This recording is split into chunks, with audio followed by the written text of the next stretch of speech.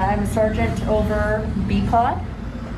My day starts out as soon as I get out of my vehicle. I take my last breath of fresh air, nice fresh air without this mask on.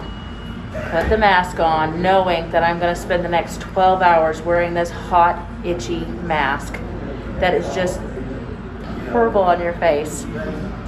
Breaks you out, makes you very scratchy. Some of the little follicles go up your nose, bothers your nose. You've got a cough in it, you've got a sneeze in it, you've got allergies going on. It is allergy season right now. It's kicked up. But that last breath of fresh air before I go in, take my temperature, make sure my temperature's accurate, look at any signs or symptoms, make sure that I don't have any of those signs or symptoms before I enter the building. Go step on a mat, a sanitary mat that we have to make sure is standing chemicals in it at all times to dry my feet off before I go into the facility. Same mat you have to step on when you leave out of the facility to make sure we keep our boots sanitized. Hand sanitizers at every entrance, everywhere that you've got to put on your hands to make sure every door you touch and everything you go through is sanitized. And not only that, as a sergeant, I have to make sure my people are doing the same. So my day starts out making sure that we're sanitized with no symptoms before we even enter the building. We have anywhere between 2 to 4 females up here, and that's just floor officers. You also have your corporal and then your sergeant, whether your sergeant is a male or female. In this case, I'm female. So you'd have a female corporal, female sergeant, and your 2 to 4 floor officers if we're fully staffed.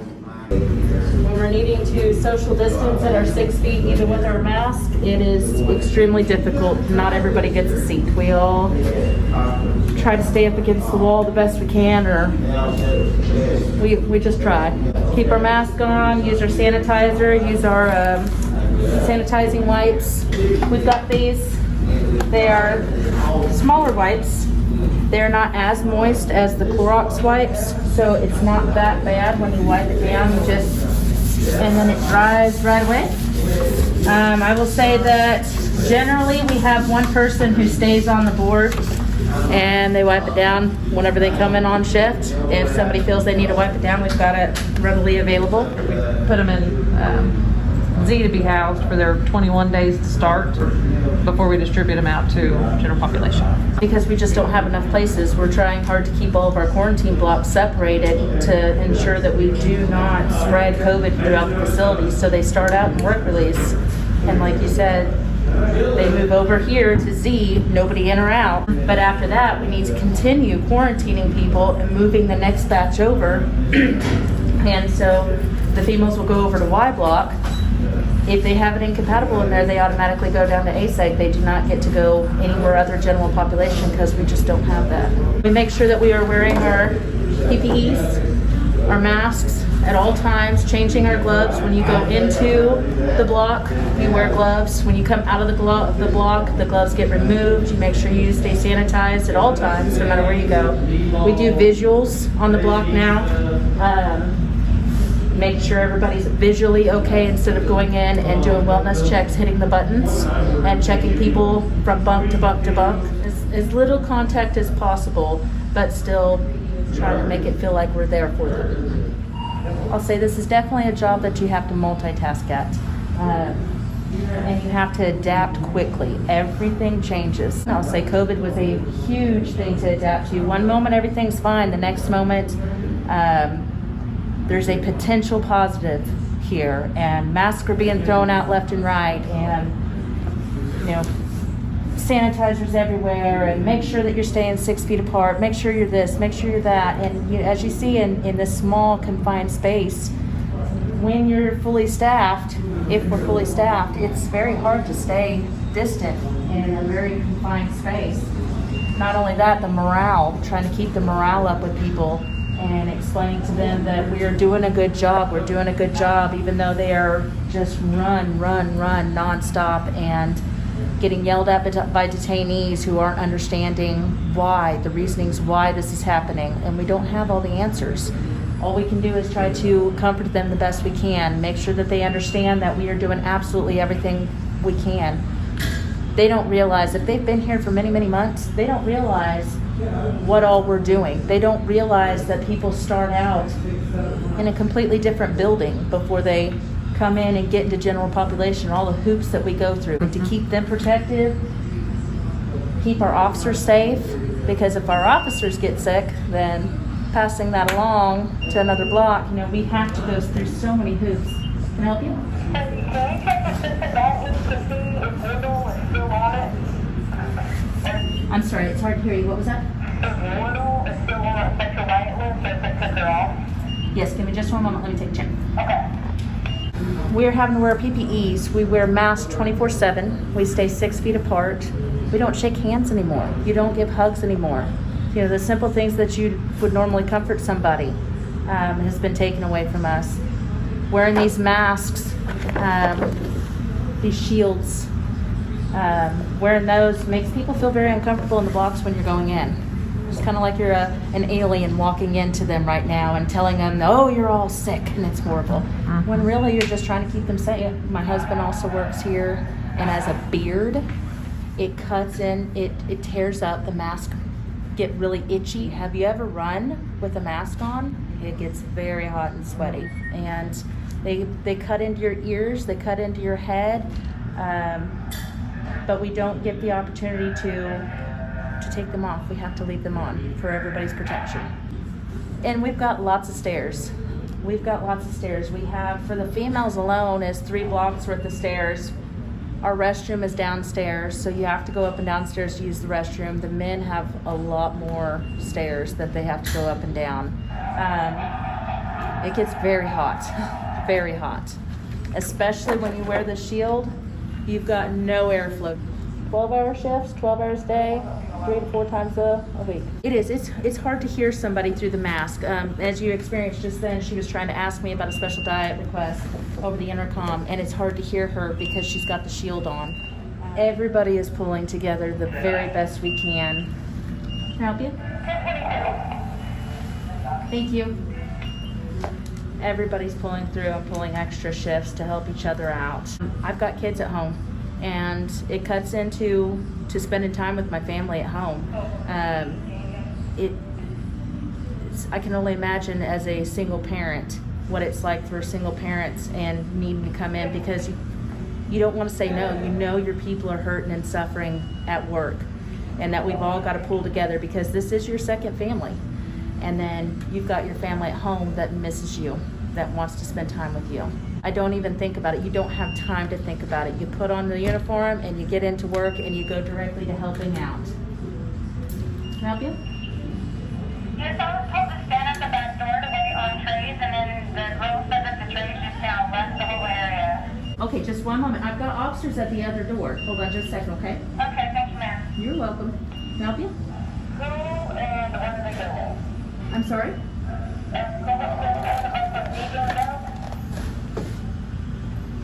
A little bit slower. What was that? You can't see people's faces and read their mouth. And I don't think people realize how much you read their lips when somebody's speaking. I'm so sorry. If you're talking to me, I have no clue what you're saying. I will tell you something else that's bothersome about these masks is when you wear glasses and it fogs up your glasses so terribly. I wear glasses, and I can only imagine somebody with a high prescription that has to wear them 24/7. I worry very much about my family. Taking this home to them, my kids, my mother. I don't even go see her hardly as much anymore because I worry about it. I have more exposure than she does. She works from home all the time. She is very, very anal about hygienes and germs, and she's just very, very worried about it. So I do not go visit her nearly as much as I used to. And when it comes to my kids, they're not allowed to come and hug me when I get home. I have to get out of my uniform, make sure I feel sanitized, and be able to get into other home clothes before I give my kids a hug. I have to say one thing that makes it much easier dealing with the general population that we have here is when I go in there and I tell them, and I mean it wholeheartedly, we're doing absolutely everything in our power to make sure it does not come to you. And for those people that have it when they come in. Sadly, unfortunately, we do quarantine them. We do keep them away so that nobody else gets it, and we try our very best to take care of them to the best of our ability. We're not going to let this get back to you, to the very best of our ability. We do it for them. We do it for our people. We do it for our families. We do it for the public. But that's what we're here for. And at that point, you'll probably go with my suggestion anyway, which is go ahead and open. I come in, I do tray count for the detainees to make sure they're getting enough food. We count trays, make sure we have enough trays for everybody. We go through, I make sure my officers know what daily tasks are to get what we need done, either in stripes, blankets and towels, or indigents so they can write their families, and keep everything clean. We do clean supplies. We'll feed. Once we feed, we'll go through clean supplies to clean everything, top to bottom, make sure everything's sanitary for the detainees so there's no spreading of any sickness, of the flu or the COVID, anything above. After that, we do welfare checks. We go through every hour to make sure all of our detainees are safe and well.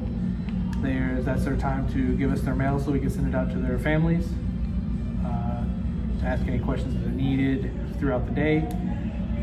Anything that is quarantine, we do visual checks, so we look through the glass or the cameras to make sure all the detainees are well, up and moving, sleeping, whatever they do throughout the day, as long as they're safe.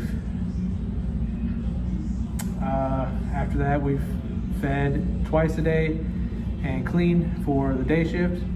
And then towards the end of the day, we do 2 jail checks within the hour to make sure we cover that gap between shift changes, to make sure all the detainees are safe and well. For the most part, it's just been making sure detainees are wearing their masks when they leave the blocks, or the quarantine blocks that come in, and definitely the masks. The masks have played a huge role of being a necessary inconvenience to keep us safe, as long as the detainees, because we do leave the facility and interact with the public, but we also come in here. So it's a necessary safety for both sides, us and the detainees.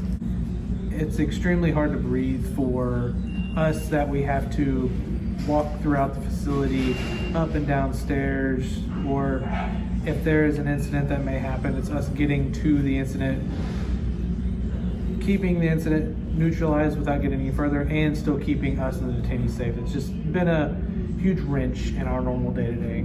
And we do interact day-to-day when we leave with the public, but we don't have to do the necessary things out in public like we do here, like pat downs and searches, and we have to, search people, make sure they're not bringing weapons. It's just too close a contact. Try to leave everything in my truck. Like I leave my uniform and my belt and normal stuff like that. I take everything off at the door. I don't walk throughout the house. I make sure everything stays in a certain area. Quarantine block is anybody that is shown signs or just getting to the facility. We quarantine them off to prevent the spreading. We do visual jail checks. We feed them with styrofoams instead of the plastic trays like every other detainee gets, just so we can discard it and keep the spread down. As a quarantine block, we have to definitely make sure we wear gloves, our normal N95s, and then we wear face shields. And they could be the thin plastic like this or the real hard plastic, just enough to keep anything that may come from the detainee to us. We go into quarantine blocks, we have to have a shield even if we're just standing right outside the door. It's definitely, since the COVID, it's been more of a challenge because we're not used to wearing masks, and then all of a sudden we have to wear them. So it just creates more confusion. And even if we have to move detainees from different blocks, it's so much more confusion. Instead of just being incompatibles, we have to work around other people that has COVID, quarantined, or haven't been tested yet. Once we got people that have either had contact or been positive, we've had to fill in for other shifts. It's been more over time. It could be anywhere between just a couple days, 24 hours on your paycheck versus, maybe 72. You never know how many you have to work just because we're short-handed. It's stressful because you don't have the time to decompress from your normal day-to-day. Even on, 3 to 4 days a week, you still get stressed. And then when you don't have that chance to kind of wind down and get out of it, you have to work for other people. And it's stressful in the home life as well, because you're never home to see your loved ones. And you're more susceptible to being here all the time. You never know, you could get a case and then your fear is to bring it home. Definitely making sure my officers are safe. Like it's not difficult, but it's definitely necessary for me. I have to make sure my officers are safe around detainees of an incident or COVID. People make sure they're wearing their required PPE.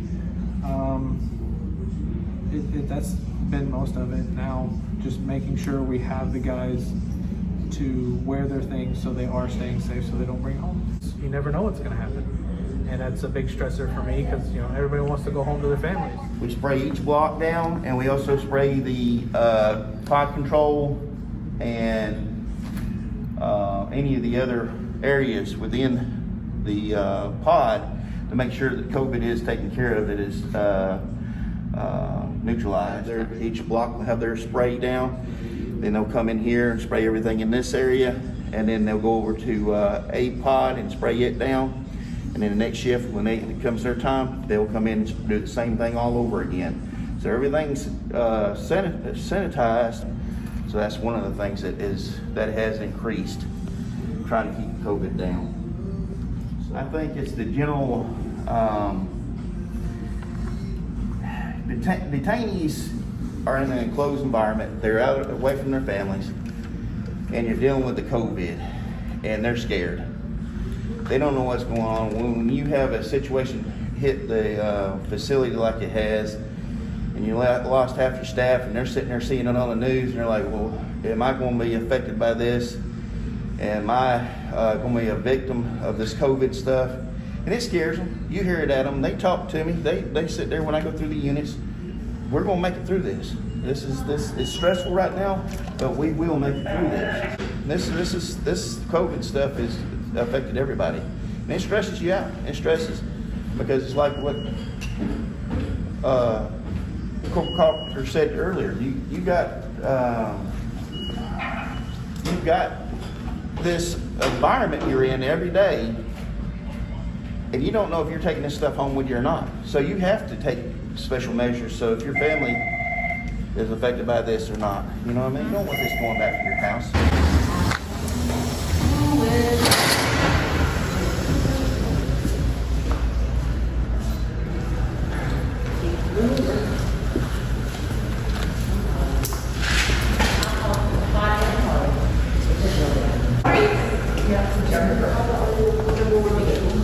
I try very hard to make people smile because this is not always a pleasant, happy atmosphere. Excuse me. Keep on this list.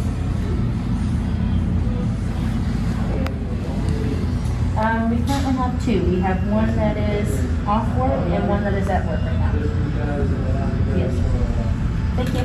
So because the detainees do not go to the courts and expose anybody at court, we hold court on a tablet, and our officers, because we try to make sure our exposure is as little as possible, we have the transport officers, the booking officers hand us off the tablets because we're working with them already. We go into the quarantine blocks.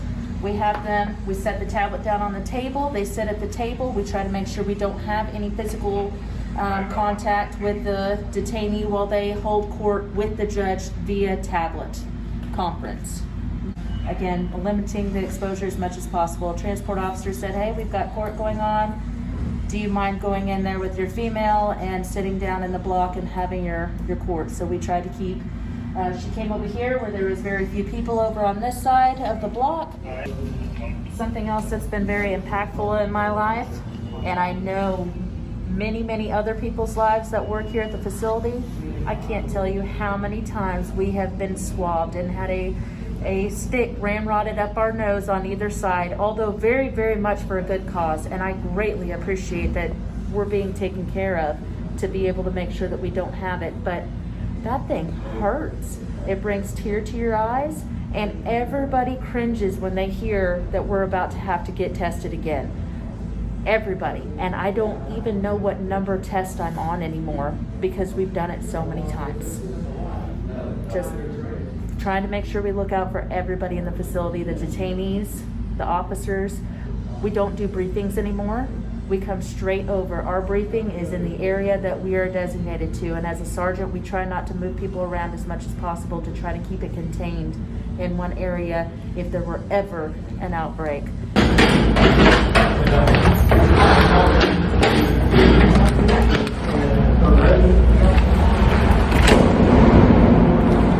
Always got to keep a pocket full of them. Especially during all the COVID, you have to change them regularly. We change cleaning supplies regularly. Do not go from even a cell, from one cell to another without making sure everything's sanitized. Never know.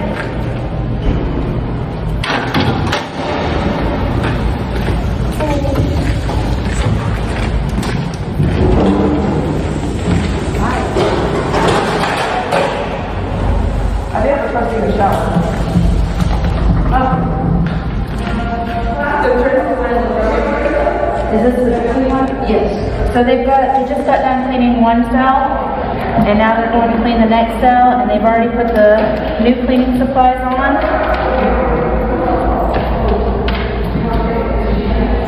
Make sure everything's secure.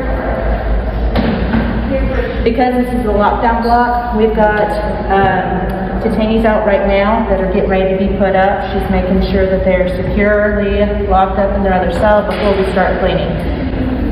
This is to ensure that nobody gets hurt.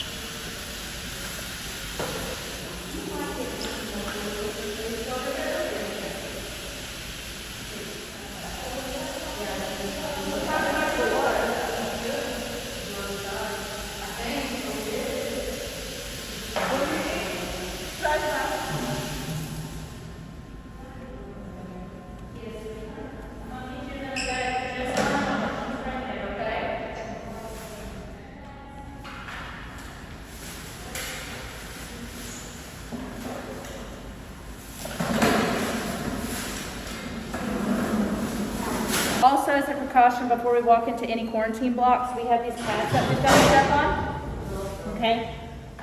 We've got to spray them down frequently, and because we've got to make sure that we don't have chemicals out where any detainees can get to them.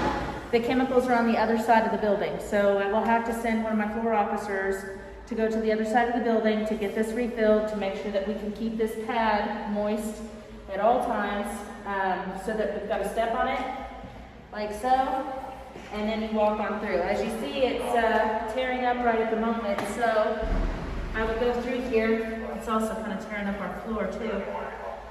And then I will start us with a fresh pad.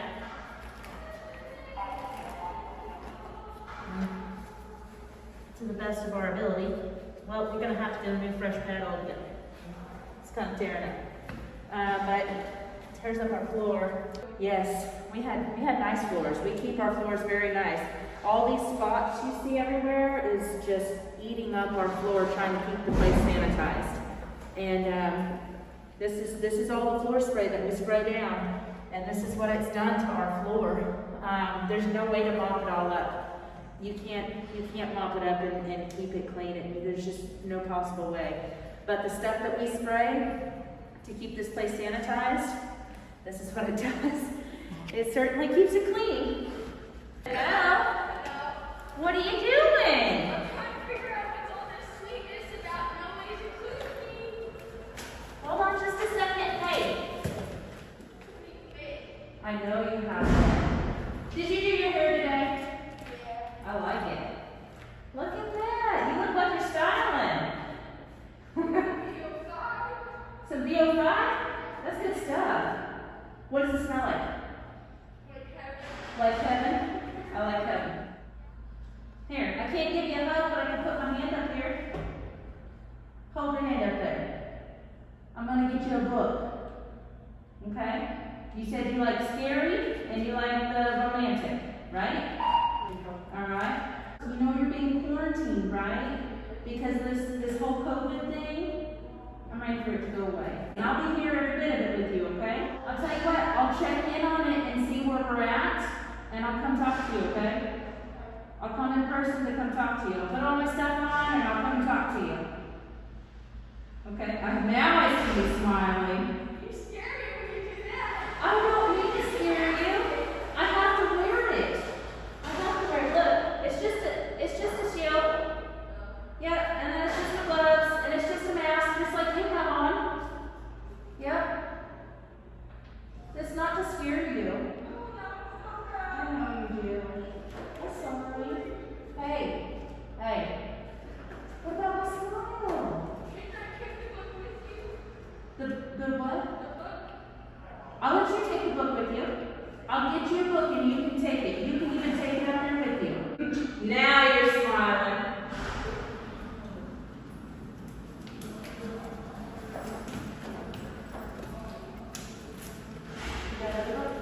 What's that? Endless nights. Huh? What do you say? Endless nights.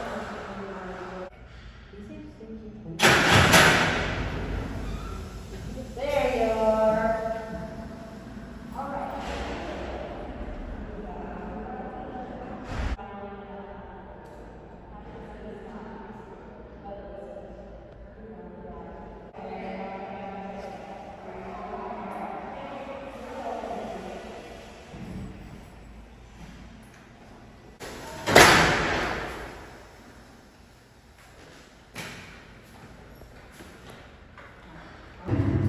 I'm ready for COVID to go away.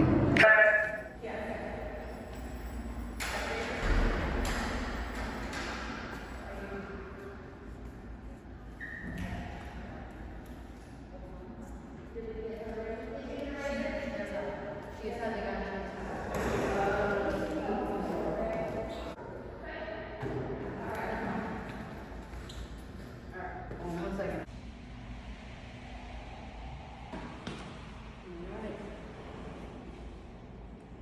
No call.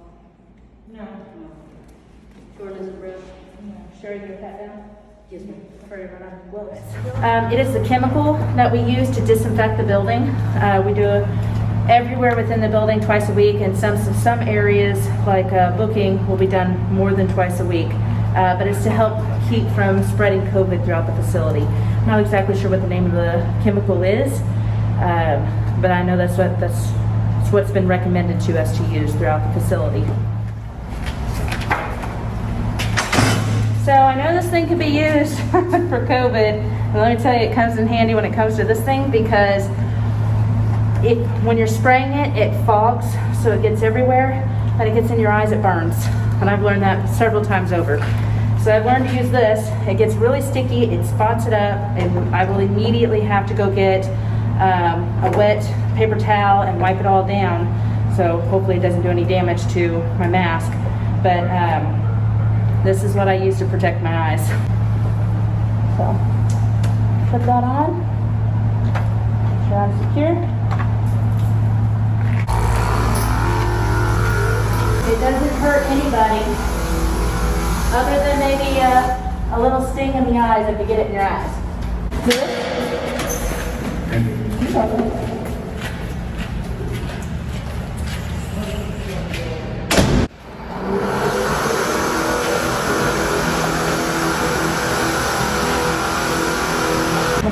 upstairs here in Tama side. Then I'll get the hallways last. As soon as I get done spraying, I'm gonna pass it off to a nail. So we're gonna readjust this whole thing all over again. But you've gotta let it sit and stay. You're not allowed to wipe it up. So we make sure everything's been clean, all cleaning's done. This is usually one of the last things I do at the end of the day because nobody's gonna try to wipe it up.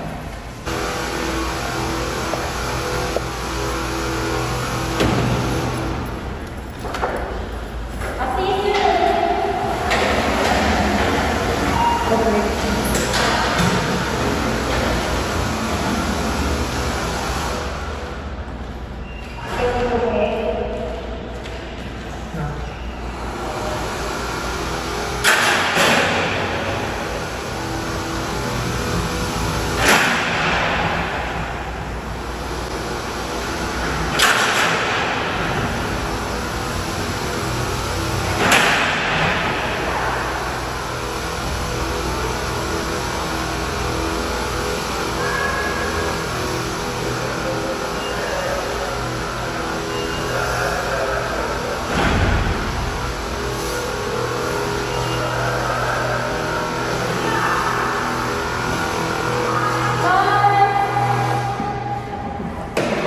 I'll see you soon, okay?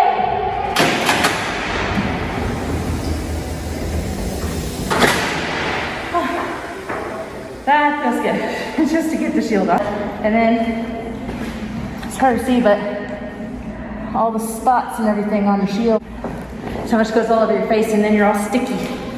So, all a day's work. Yep. But you know what? You gotta really care about people and love your job to keep doing this every single day. And I truly love my job. And you're helping people. It's a big deal.